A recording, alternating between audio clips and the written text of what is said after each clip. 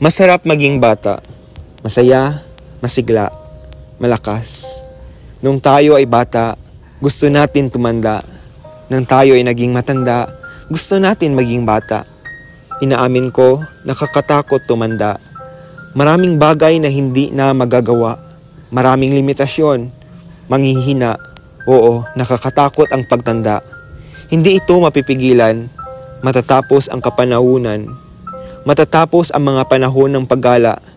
Mawawala ang kagandahan ng pangangatawan at mukha. Papalit ka ng bagong henerasyon na nagsisimulang umusbong. Matutong magparaya para sa kapanahunan ng mga bata. Hindi man gugustuhin, pero ito ang katotohanan na dapat tanggapin. Ang pagtanggap ang tanging susi. Ang pagtanggap ng katotohanan ang magpaparaya. Pagparaya na hindi na talaga magagawa ang mga gawaing pangbata. Nakakalungkot, nakakapagdismaya, nakakapagpasakit. Ngunit isipin, sa pagtanda, ang isipan hindi nawawala, hindi nadudukot. Ngunit lumalawak ang pananaw sa buhay, ang pag-intindi sa sarili.